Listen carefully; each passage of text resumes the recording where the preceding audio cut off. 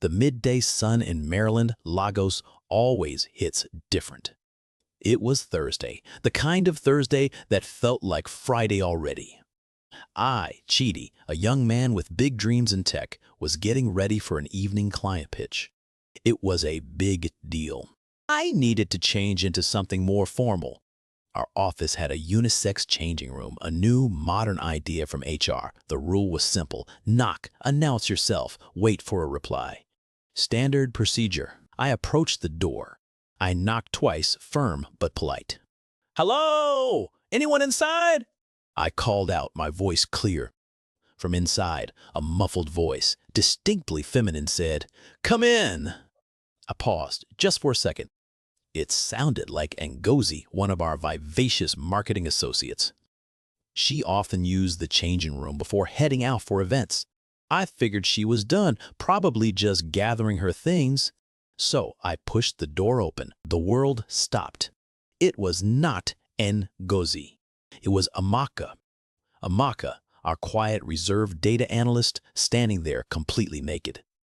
Her back was to me, but as the door swung open, she spun around, her eyes wide with shock, then blazing with pure fury. My heart hammered against my ribs. "Oh my God, I am so sorry. Beg, I thought it was Ngozi," I stammered, instantly averting my gaze, my face burning with shame. I tried to back out, but my feet felt stuck. She did not say a word, just let out a choked sound, a mix of disbelief and rage. Before I could even fully close the door, she shrieked, "Get out, you pervert, you creep!" Her voice echoed in the quiet office corridor, making me flinch. I scrambled back, slamming the door shut with a soft thud that felt like a gunshot. My ears were ringing. What had just happened? How could I have made such a terrible mistake? That was the beginning of my living nightmare. The client pitch? I barely remember it. My mind kept replaying Amaka's horrified face, her furious shouts. The next morning, the office was different. The air was thick with unspoken words. When I tried to greet Amaka, she glared, her eyes like daggers. "Do not you dare talk to me, you creep," she hissed, loud enough for a few colleagues to hear. My stomach dropped. The gist had already spread. Every glance, every whisper felt like an accusation. I tried to work, but my concentration was shattered. I saw Ngozi talking to a group of ladies, and their heads turned towards me. My name, Chidi, usually associated with diligence, was now tainted. "Omo, this wahala is too much," I muttered to myself. I kept thinking, how could she not have heard me knock? Why did she say come in if she was still undressed? It did not make sense. I tried to approach Amaka again during lunch near the cafeteria where they served amazing jollof rice. "Amaka, please, can we just talk? I need you to understand it was an accident," I pleaded, my voice low. She just scoffed, turned her back, and walked away. The rejection stung. It was not just my reputation in the office. My future felt uncertain. Lagos is a small city when it comes to professional circles, and a bad name can follow you everywhere. I called my elder brother Amaka. He runs a small business in Computer Village. "Bro, this thing is eating me up. She will not even listen." "I do not know what to do," I explained, my voice heavy. Amaka listened patiently. "Chidi, you need to tell your side of the story, but also think about it from her side. For a woman, privacy is very important, especially in our culture. She must be feeling very violated, even if it was a mistake." His words hit me. He was right. My immediate reaction was self-preservation, but her humiliation, I had not fully considered that. Still, I was not a creep. I would not intentionally do such a thing.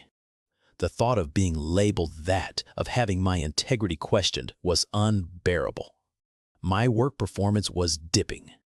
The daily commute on the noisy BRT bus from Ikeja GRA to Maryland felt longer, heavier. My mind was consumed. Then came the email, mandatory meeting with HR Chidi and Amaka. My heart sank. This was it. The official confrontation. My stomach churned. I spent the night tossing and turning, rehearsing my explanation, trying to anticipate Amaka's accusations. I even considered resigning, but where would I go? How would I explain this in an interview? My parents, bless them, had sacrificed so much for my university education. The next morning, I walked into Segun's HR office. Amaka was already there, arms crossed, her face a mask of anger. Segun, a calm, experienced man, gestured for me to sit. "Good morning. We are here to discuss the incident in the changing room on Thursday," he started, his voice neutral. Amaka immediately cut in. "He is a pervert, Segun. He walked in on me completely naked after I told him not to. My blood ran cold. My blood ran cold." "I never told him not to," I said. "Come in," she insisted. "No, Amaka, you told me to come in." I knocked, I called out, and I heard a female voice say, "Come in," I countered, my voice firm despite my pounding heart. "I thought it was Ngozi." Her voice sounds similar to yours, especially when muffled by the door. I followed the procedure. Amaka scoffed. "Nonsense, I was changing. Why would I say that?" "It is a lie." Segun raised a hand. "Hold on. Chidi, you say you thought it was Ngozi?" "Yes, sir." Her voice from behind the door sounded just like Ngozi's. Segun nodded slowly. "Ngozi was at the water cooler near the changing room at that time. I saw her." He then picked up his phone. "Let us just clarify something." He called Ngozi. A few minutes later, Ngozi, looking confused, walked into the office. "Ngozi, on Thursday afternoon, were you near the changing room around 3 p.m.? Segun asked. Ngozi thought for a moment.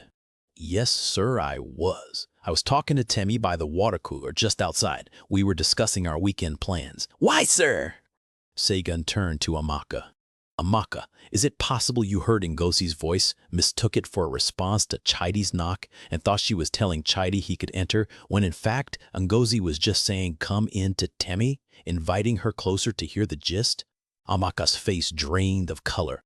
She opened her mouth, then closed it. Her eyes darted from Segun to me, then to Ngozi. The anger in her eyes slowly evaporated, replaced by deep, burning embarrassment.